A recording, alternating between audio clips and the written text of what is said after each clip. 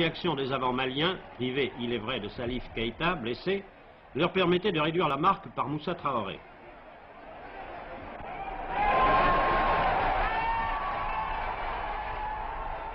« 3-2, tel était le score de cette finale de la 8e Coupe d'Afrique des Nations. Alors que les joueurs congolais manifestaient leur joie, toutes les déceptions du Mali se disaient sur le visage de Salif Keïta. Le capitaine Dolou recevait des mains du président Idjo le trophée de cette 8e Coupe d'Afrique qui récompensait une équipe régulière qui a su profiter de son rôle d'outsider en surprenant les meilleurs. Elle défendra son titre dans 2 ans au Caire.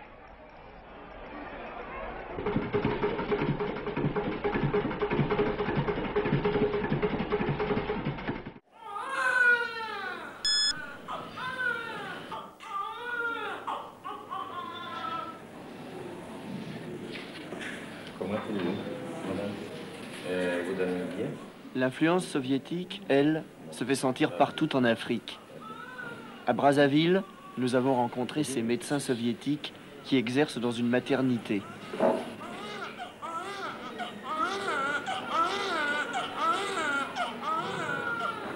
Est-ce qu'il y a beaucoup d'étudiants congolais qui font leurs études de médecine en Russie actuellement? Oui, il y a beaucoup. Je connais que dans notre pays, pendant cette année, est parti presque 120 étudiants.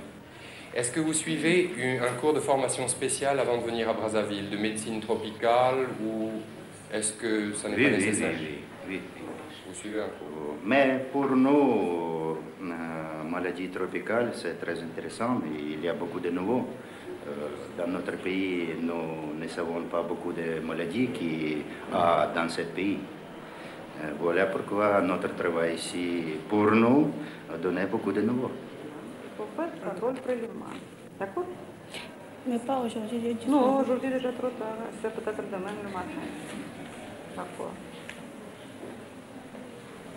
Bambilico, germaine. Ah, c'est comprimé. Il faut prendre avant. Et vous-même, vous avez fait vos études de médecine où? En Russie. En Russie? Oui. Vous parlez le russe? Je parle le russe, bien sûr.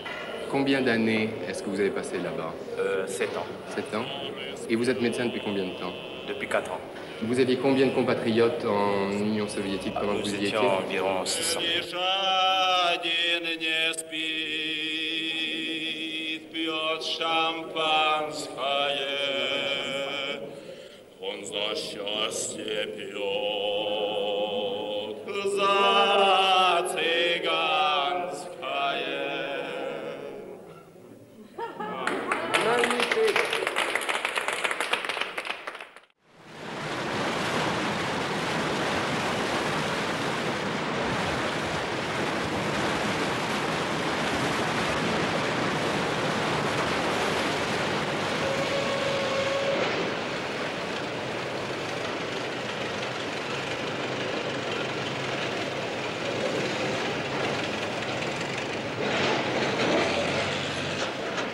Et d'abord les Chinois. Leur originalité et leur indépendance, leur exemple de développement autonome ont étonné l'élite intellectuelle africaine et intéressé les populations.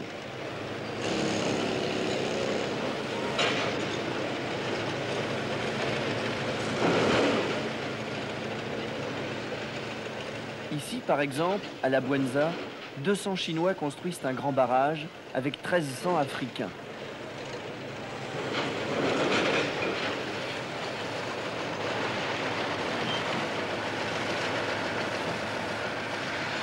En 1979, le barrage sera achevé et il aura coûté environ 130 millions de nouveaux francs. Est-ce que vous avez formé tous les Congolais qui travaillent avec vous ou aviez-vous déjà des techniciens congolais qui sont venus sur le chantier?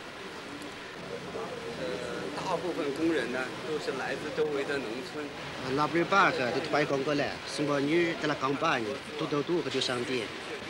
Après être arrivés au chantier, ils ont bien étudié la technique. Maintenant, ils sont capables de conduire des machines différentes. Comment faisiez-vous justement pour leur parler dans leur langue et pour assurer la formation?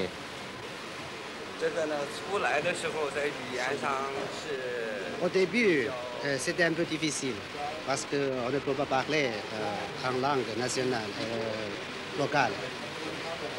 Mais dans quelques temps, on a déjà commencé à parler un peu de français, un peu de langue nationale.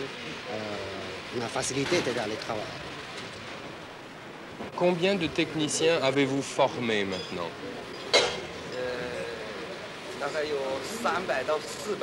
300-400 personnes qui peuvent déjà travailler avec les machines différentes. Est-ce que le directeur restera jusqu'en 1979? Ça dépend. Si besoin d'air, on peut rester jusqu'à la fin du chantier.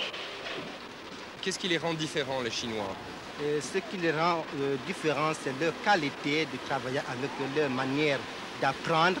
Ils sont arrivés, il est tout à fait normal qu'ils ne connaissent pas la langue, mais ils sont forcés, ils ont tout œuvré pour apprendre quelques mots, pour enfin apprendre quelques spécialités aux jeunes Congolais.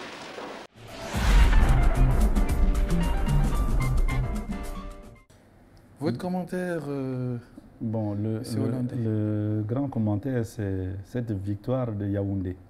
Ah. Oui. Ça, je m'attendais. Cette victoire de Yaoundé, je crois qu'elle a deux volets. D'abord, l'élimination du Cameroun. Le but de Minga Pepe qui a éliminé le Cameroun. Ils ne l'ont jamais digéré d'ailleurs. N'a jamais été digéré. J'étais ambassadeur là-bas pendant 3 ans. Et je crois que dans tous les matchs qu'on peut avoir dans une Coupe d'Afrique, chaque fois que le Cameroun peut gagner le Congo, c'est déjà une petite revanche de, de ce but-là. Disons que lorsque le Congo a gagné cette coupe, il y a eu un déclic politique important ici.